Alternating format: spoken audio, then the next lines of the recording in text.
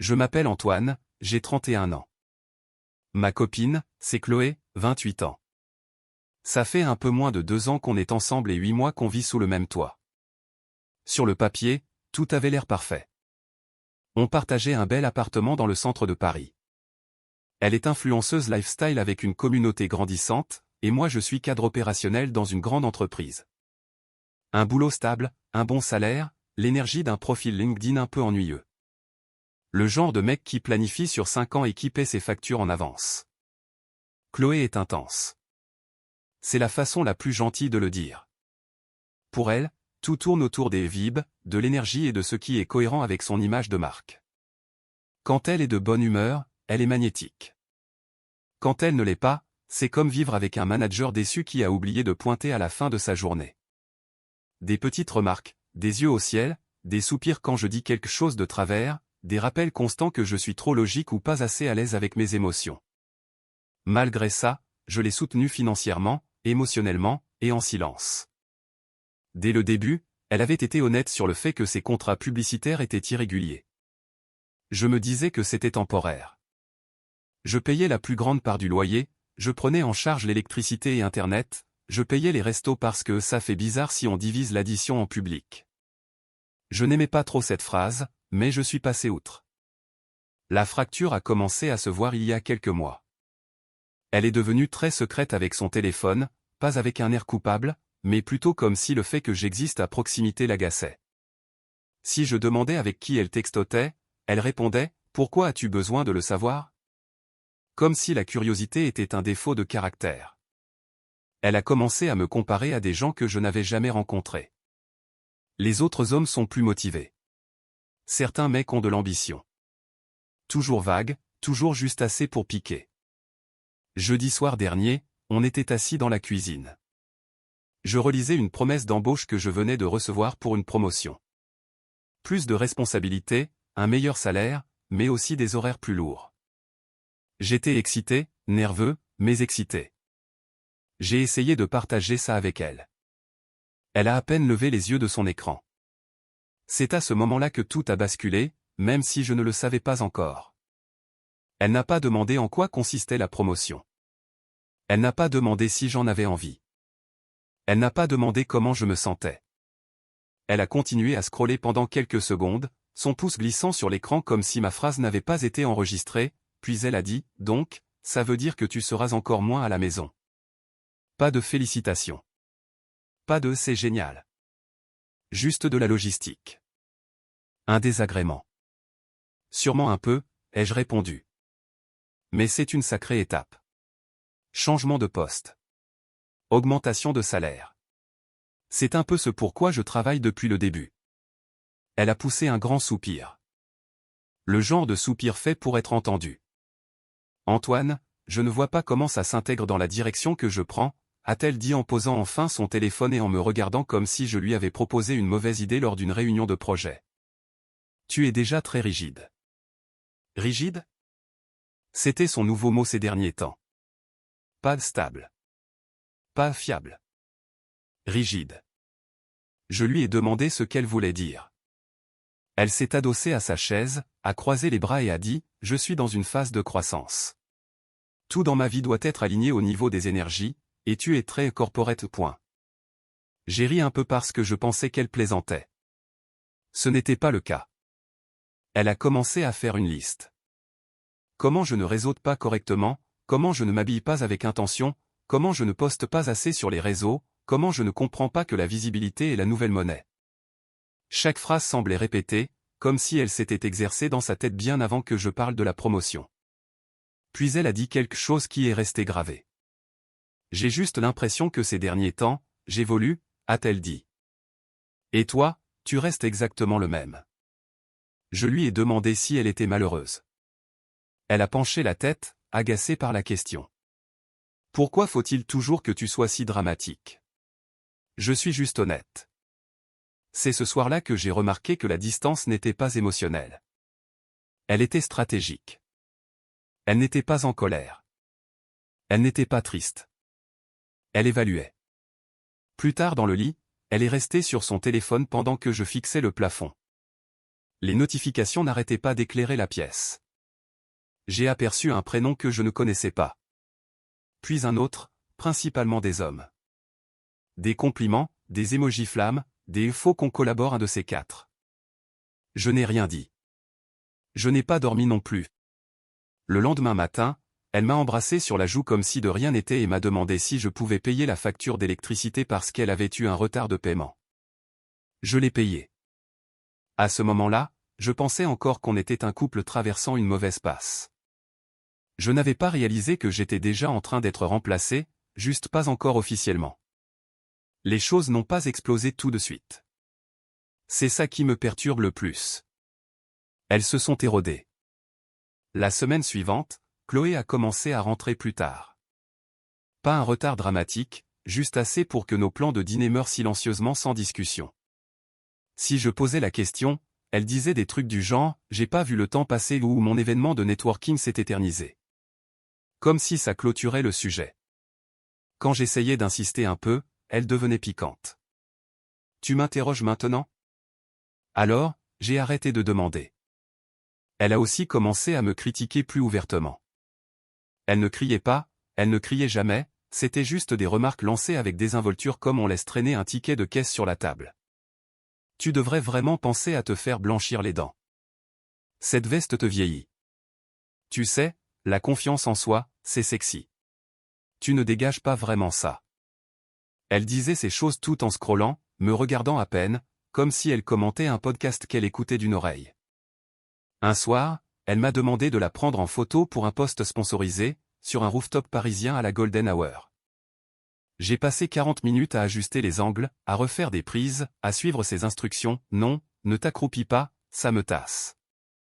Tu peux rendre ça plus aspirationnel? Après, elle les a regardés et a grimacé. Hug. Je demanderai à Hugo de retoucher ça.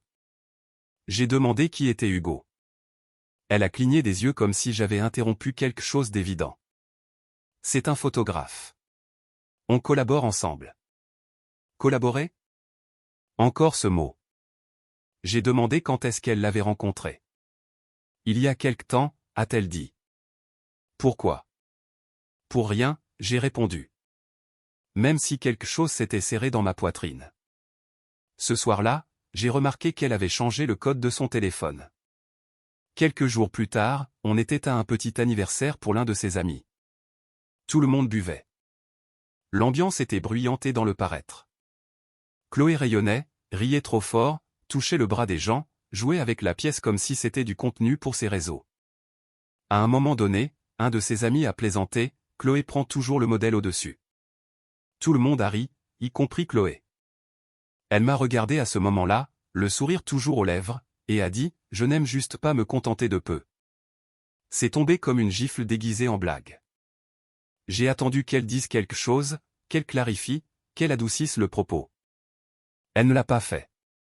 Sur le chemin du retour, je lui ai demandé ce que ça voulait dire. Elle a levé les yeux au ciel.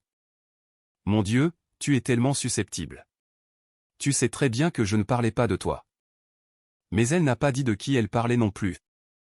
Cette nuit-là, allongée dans le lit à côté d'elle, j'ai réalisé quelque chose de dérangeant. Elle ne me repoussait pas parce qu'elle me détestait. Elle me repoussait parce qu'elle pensait pouvoir trouver mieux et voulait que je le ressente sans jamais avoir à le dire à voix haute. Et je n'avais toujours pas atteint mon point de rupture. Pas encore. Le point de rupture n'est pas arrivé sous la forme d'un cri ou d'une confession. Il est arrivé sous la forme d'une phrase prononcée avec le même ton qu'elle utilisait pour commander un café. On était dans le salon un dimanche après-midi. Chloé était sur le canapé, son MacBook ouvert, son téléphone en équilibre sur son genou, complètement absorbée par elle-même. J'étais à la table en train de vérifier nos dépenses communes sur mon compte courant, essayant de comprendre pourquoi mon solde fondait chaque mois. J'ai demandé calmement, on peut parler finances 2 minutes. Elle n'a pas levé les yeux. Fais vite. Ça aurait dû être mon signal pour m'arrêter, mais je ne l'ai pas fait. Je lui ai dit que j'avais remarqué que je couvrais presque tout en ce moment. Le loyer, l'EDF, les courses, les abonnements, même les choses qu'elle avait dit qu'elle paierait plus tard. Je ne l'accusais pas. Je demandais juste où on en était. Elle a fini par me regarder, visiblement irritée. Pourquoi tu tiens les comptes, a-t-elle demandé. Je ne le fais pas, j'ai dit. J'ai juste besoin de clarté. Elle a fermé son ordinateur d'un coup sec et s'est levée. Tu savais qui j'étais quand on a commencé à sortir ensemble. Encore cette phrase, la parade universelle. Je t'ai soutenu quand tu n'avais rien, a-t-elle continué. Et maintenant tu agis comme si m'aider était un fardeau. Je lui ai rappelé que ça ne me dérangeait pas de la soutenir, mais qu'un couple a besoin d'équilibre, de transparence, d'un plan. Elle a ri. Elle a vraiment ri. Antoine, a-t-elle dit en secouant la tête. C'est pour ça que tu ne comprends pas les femmes comme moi. J'ai demandé ce que ça voulait dire. Elle s'est approchée, s'est appuyée contre le comptoir de la cuisine, et l'a dit. La phrase que j'entends encore parfaitement. Ça ne voulait rien dire, a-t-elle dit. Il était juste meilleur que toi pour certaines choses. J'ai senti mon estomac se nouer. Qui, j'ai demandé. Elle a soupiré comme si j'étais lent à la détente. Hugo, détends-toi. Il ne s'est rien passé. Il me comprend juste mieux sur le plan créatif et social. Il ne ramène pas tout à des tableaux Excel et des factures. Je lui ai demandé si elle avait couché avec lui. Elle a levé les yeux au ciel. Pourquoi faut-il toujours que tu en arrives là? Ce n'était pas un non. Puis elle a ajouté avec désinvolture, presque gentiment, tu devrais avoir assez confiance en toi pour ne pas te sentir menacé. C'est là que quelque chose en moi est devenu très silencieux. Je n'ai pas haussé le ton. Je n'ai pas argumenté. J'ai juste dit, alors laisse-le être meilleur pour payer tes factures aussi. Elle s'est figée, et pour la première fois depuis des mois, elle avait l'air sincèrement confuse. Elle n'avait aucune idée de ce que j'allais faire. Elle m'a regardé comme si elle attendait la chute d'une blague. Tu es sérieux là, a-t-elle demandé. J'ai hoché la tête. Pas de façon dramatique, pas d'un air suffisant, j'en avais juste fini. Chloé a ri à nouveau. Mais cette fois, c'était plus tranchant. Défensif. Waouh, alors tu me punis maintenant? Je pose des limites, j'ai dit. Une chose que tu n'arrêtes pas de me dire que je dois apprendre. Elle a ricané. Tu es dans l'émotion. C'était son mot préféré quand elle ne voulait pas assumer ses responsabilités. Je lui ai dit que j'allais faire un tour. J'avais besoin d'air. Elle m'a dit de ne pas faire de drame. J'ai quand même pris ma veste. Pendant que j'étais dehors, mon téléphone a vibré. Pas elle, mon patron. Il me demandait si j'avais eu le temps de réfléchir à la promotion. Il a dit qu'ils avaient besoin d'une réponse pour lundi. Le poste nécessiterait de déménager pour un moment. Un autre bureau, une plus grande envergure. Il m'a dit, c'est le genre d'opportunité qu'on regrette de laisser passer. Je suis resté sur le trottoir un long moment après la fin de cet appel. Quand je suis rentré à l'appartement, Chloé filmait une story devant le miroir. Ring light allumé, musique en fond. Elle m'a jeté un coup d'œil à travers l'écran de son téléphone et a articulé en silence, une seconde. J'ai attendu. Elle a terminé, s'est souri à elle-même, puis s'est tournée vers moi comme si on reprenait une dispute en pause. Alors, a-t-elle dit, tu as fini de bouder. C'est à ce moment-là que j'ai réalisé qu'elle n'avait pas peur de me perdre. Elle était agacée que je ne me comporte pas de manière prévisible. Je lui ai posé une question simple. Si j'arrêtais de payer pour tout demain, qu'est-ce qui se passerait? Elle a froncé les sourcils. Pourquoi tu ferais ça? Je demande ça de façon hypothétique. Elle a croisé les bras. Tu ne le ferais pas. Tu n'es pas ce genre de mec. Pas tu ne pourrais pas. Tu ne le ferais pas. C'est là que j'ai compris comment elle me voyait. Pas comme un petit ami. Comme une infrastructure. Cette nuit-là, pendant qu'elle dormait, j'ai ouvert mon ordinateur et j'ai relu les détails de la promotion. Puis j'ai ouvert notre contrat de location. Location meublée, 1 mois de préavis. Mon nom sur tous les papiers. Je ne ressentais pas de colère. Je me sentais calme. Le genre de calme qui n'apparaît que lorsqu'une décision a déjà été prise quelque part au fond de vous. Au matin, Chloé dormait encore, et je préparais déjà ma sortie. Je ne lui ai rien dit tout de suite. Les jours suivants, j'ai agi normalement, pas trop affectueux, pas distant non plus, juste neutre. Je suis allé au travail, je suis rentré, je n'ai rien payé de plus, j'ai cuisiné pour moi, j'ai laissé le silence parler. Chloé l'a remarqué. Elle remarque toujours les baisses d'attention. Tu es bizarre, a-t-elle dit un soir en scrollant dans ses commentaires. Est-ce que j'ai dit quelque chose qui t'a contrarié? J'ai failli rire de la formulation. Est-ce que j'ai dit quelque chose? Comme si ces mots n'avaient pas été délibérés. Je suis juste occupé, j'ai dit, pensif. Elle a hoché la tête comme si cette explication l'ennuyait. Bon, ne te prends pas trop la tête. C'est là que tu vrilles.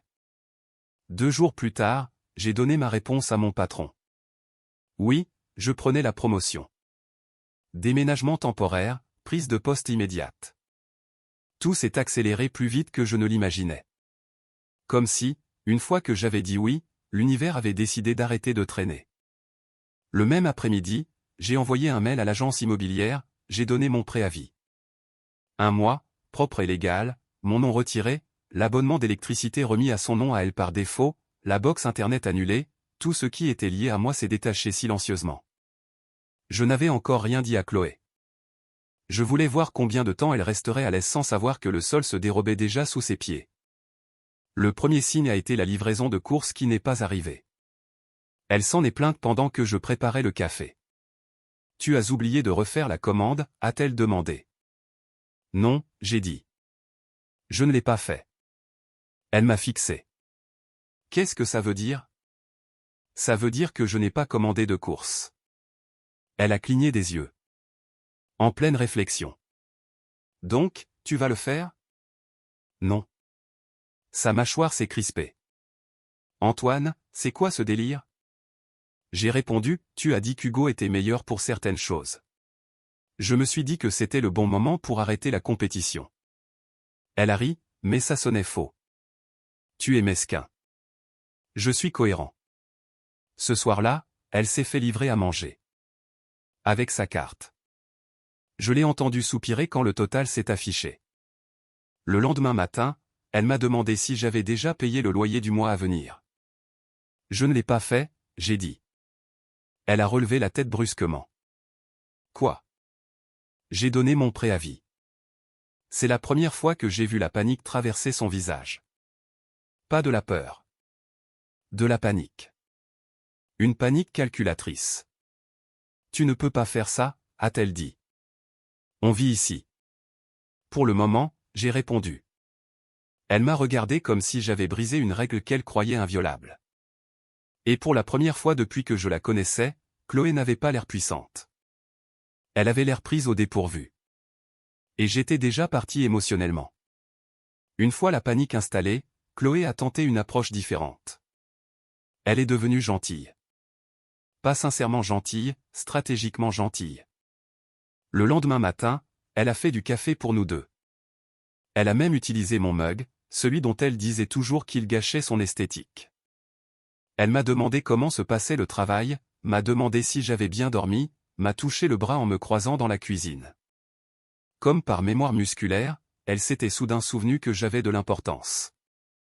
Tu as été vraiment distant, a-t-elle dit doucement. Je n'aime pas quand on est comme ça. Ce mot refaisait enfin surface. Je lui ai dit que j'étais occupé à préparer un déménagement. Elle a cligné des yeux. Un déménagement? Ouais. La promotion exige de déménager temporairement. Son sourire s'est figé. Tu n'as jamais mentionné ça. J'ai parlé de la promotion. Tu n'as posé aucune question. Le coup a porté. Elle s'est assise en face de moi et s'est penchée en avant. Antoine, ne faisons rien de précipité. Tu surréagis à une seule conversation. Une seule conversation, j'ai répété. Elle a balayé l'air de la main. Tu sais ce que je veux dire. Tu laisses ton ego en prendre un coup et maintenant tu essaies de prouver quelque chose. Je lui ai posé une question simple. Si je n'avais pas surpris ta comparaison, si j'avais juste continué à payer et à sourire, est-ce que tu me l'aurais dit un jour? Elle a hésité. Cette pause m'a tout dit. Elle a encore changé de tactique. Tu vas vraiment tout gâcher par jalousie, a-t-elle demandé. Pour Hugo? Non, j'ai dit, je pars parce que j'ai réalisé que je suis optionnel pour toi en tant que personne, mais essentiel en tant que ressource. Son visage s'est durci. C'est injuste. Ah bon, j'ai demandé. C'est quand la dernière fois que tu as planifié quelque chose pour nous, que tu m'as posté sur tes réseaux ou que tu m'as demandé comment j'allais sans avoir besoin de quelque chose? Elle s'est levée brusquement. C'est épuisant. Tu réécris l'histoire. Je suis resté assis. Non, je la lis enfin clairement. Cette nuit-là, elle a dormi en me tournant le dos, son téléphone brillant dans le noir. Je l'entendais taper de longs messages. Probablement de la gestion de crise ou la recherche d'un remplaçant. Le lendemain matin, elle m'a demandé si Hugo pouvait passer plus tard pour qu'on discute tous ensemble. J'ai failli rire. Non, j'ai dit, il pourra t'aider à faire tes cartons à la place. C'est laquelle a craqué. Tu te crois tellement supérieur, a-t-elle craché. Mais sans moi, tu n'es qu'un mec ennuyeux avec une fiche de paie. Je l'ai regardé, vraiment regardé, et je n'ai rien ressenti. Non, j'ai dit calmement. Sans toi, je suis juste en paix. Elle n'a pas su quoi répondre à ça. Et le silence, le vrai silence, est enfin entré dans l'appartement. L'appartement semblait différent après ça. Pas tendu, vide. Chloé a arrêté de faire semblant. Plus de sourires forcés. Plus de voix douces. Elle bougeait dans l'espace comme une colocataire qui détestait l'autre colocataire mais qui n'avait pas les moyens de partir tout de suite. Les portes claquaient plus fort. La vaisselle s'empilait dans l'évier. Des petits soupirs passifs-agressifs dès que j'existais dans la même pièce. 2 jours plus tard, le premier prélèvement a été refusé. Je le savais parce qu'elle a posé la question. Et, a-t-elle dit depuis le canapé, en essayant de paraître détendue. Tu as changé un truc avec Internet? C'est résilié, j'ai répondu en lassant mes chaussures. Elle a relevé la tête d'un coup. Comment ça, résilié? Je te l'ai dit. Je détache mes comptes. Tu ne peux pas juste. Antoine, j'en ai besoin. Je travaille en ligne. Je me suis arrêté devant la porte. Alors tu devrais probablement t'assurer que la personne qui te comprend paie pour ça. Ça l'a fait exploser. Elle m'a suivi dans le couloir, la voix plus haute, mais assez contrôlée pour ne pas avoir l'air hystérique. Tu fais ça pour me faire du mal. Non, j'ai dit, je fais ça pour arrêter de m'en faire à moi-même. Elle a ri amèrement. Donc, c'est ce que tu fais quand tu n'obtiens pas ce que tu veux. Tu fuis. Je me suis retourné vers elle. Non, je pars quand je réalise que je suis toléré, et non valorisé. Ce soir-là, j'ai fait mes affaires en silence. Juste l'essentiel, des vêtements, des documents, mon ordinateur. Elle observait depuis l'encadrement de la porte, les bras croisés, le regard noir. Tu crois que tu gagnes, a-t-elle dit. Mais tu vas le regretter. On ne tourne pas le dos à une femme comme moi. J'ai fermé mon sac. Je ne te tourne pas le dos. J'avance vers moi-même. Elle n'a pas pleuré. Pas à ce moment-là.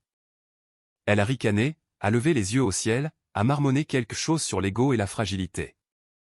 Mais quand j'ai pris mes clés, sa voix s'est brisée. Où suis-je censé aller? Je l'ai regardé un long moment. Tu l'as dit toi-même, j'ai répondu. Ça ne voulait rien dire. Il était juste meilleur que moi pour certaines choses. J'ai ouvert la porte. Laisse-le être meilleur pour ça aussi. Je l'ai laissé planter dans l'appartement, entouré de ring lights, de contrats de partenariat à moitié emballés, et d'un silence auquel elle n'avait jamais pris la peine de se préparer. Et pour la première fois depuis longtemps, je ne me suis pas retourné. Le silence après mon départ n'a pas été dramatique. Pas d'explosion, pas d'appel frénétique, pas de scène de film où elle me poursuit dans les escaliers. Juste du calme. J'ai dormi chez un collègue la première nuit. Sur un canapé. Je me suis réveillé avant mon réveil, comme si mon corps savait déjà que la routine avait changé. Mon téléphone affichait quelques messages de Chloé. Pas des excuses, pas des explications. De la logistique. Tu as pris la box? Quand est-ce que le dernier loyer est censé être prélevé? Tu peux me transférer le mail de l'agence immobilière? J'ai répondu une fois, brièvement, en m'en tenant au fait, puis j'ai arrêté. Les papiers pour la promotion ont été validés plus vite que prévu. Les RH m'ont envoyé les plannings, les détails du trajet, le logement temporaire. C'était surréaliste de voir à quelle vitesse ma vie se réorganisait une fois que j'avais retiré le poids qui la tirait vers le bas. 3 jours plus tard, Chloé a fini par appeler. J'ai laissé sonner 1 fois, 2 fois, et j'ai décroché à la 3e. Sa voix était différente. Pas piquante, pas hautaine. Fatiguée. Je ne pensais pas que tu le ferais vraiment, a-t-elle dit. Je sais, j'ai répondu. Il y a eu un long silence. Puis, Hugo dit que tu fais un drame pour rien. Ça m'a fait sourire. Pas d'un sourire heureux, d'un sourire de confirmation. Je suis sûr que oui, j'ai dit. Elle a soufflé fort. Je ne pensais juste pas que tu disparaîtrais. J'ai failli la corriger. J'ai failli lui dire que je disparaissais depuis des mois déjà, juste silencieusement, de l'intérieur. Mais je n'en voyais pas l'intérêt. Je n'ai pas disparu, j'ai dit. J'ai juste arrêté de combler les vides. Elle n'a pas répondu tout de suite. Puis elle a dit plus doucement, je pensais que tu avais compris ton rôle. Cette phrase m'a dit tout ce que j'avais besoin de savoir. C'est le cas, j'ai dit. C'est pour ça que je suis parti. Après ça, l'appel s'est terminé naturellement. Pas d'au revoir, pas de colère, juste 2 personnes réalisant que la transaction était terminée.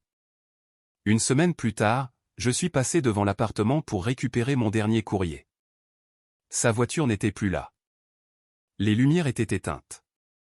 Un avis était scotché sur la porte. Quelque chose d'officiel, d'inévitable. Je ne me suis pas senti suffisant. Je me suis senti léger, car quand le bruit s'est enfin arrêté, j'ai réalisé quelque chose d'important. Je n'avais rien perdu. J'avais juste arrêté de payer pour l'illusion de quelqu'un d'autre. Et pour la première fois depuis longtemps, le silence ressemblait à la paix. J'écris ça depuis une chambre d'hôtel qui sent la moquette neuve et le mauvais café. La promotion a commencé immédiatement. Nouvelle ville, nouveau bureau, nouveau badge. Le même mois, mais en plus léger. Plus de tension constante, plus besoin d'anticiper l'humeur de quelqu'un d'autre, plus besoin de me demander si mon utilité pesait plus lourd que ma présence. 1 semaine après avoir pris mes nouvelles fonctions, les RH m'ont demandé si je voulais rendre la mutation définitive. J'ai dit oui sans hésiter. Ce soir-là, j'ai reçu un dernier message de Chloé. Pas en colère, pas désolée, juste confuse. Je ne comprends pas comment tu as pu tourner la page si facilement. J'ai fixé l'écran un moment avant de répondre. Je n'ai pas tourné la page facilement, j'ai écrit. Je l'ai tournée silencieusement. Il y a une différence. Elle n'a pas répondu. Plus tard, en scrollant par habitude, j'ai vu son post. Un selfie solo dans le miroir avec une légende sur la renaissance et le fait de protéger son énergie. Les commentaires étaient remplis d'émojis flammes et de mecs demandant si elle était célibataire. Je n'ai rien ressenti. C'est la partie dont les gens ne parlent pas. Ils s'attendent à de la rage, au cœur brisé ou à des regrets. Mais parfois, quand quelque chose se termine exactement au moment où ça devait se terminer, il ne reste que le calme. J'ai résilié le dernier abonnement partagé le lendemain matin. J'ai refermé le chapitre définitivement. Alors, voilà pourquoi je poste ça. Pas pour chercher la validation, pas pour me venger, juste pour donner une perspective. Si quelqu'un vous dit qu'une autre personne est meilleure que vous, croyez-la. Puis laissez cette personne prendre tout en charge, pas seulement les parties qui l'amusent. L'amour ne se prouve pas par l'endurance. Il se prouve par le respect mutuel. Et au moment où vous réalisez que vous êtes gardé par commodité au lieu d'être choisi avec intention, ce n'est plus une relation. C'est un bail. Et les baux peuvent être résiliés.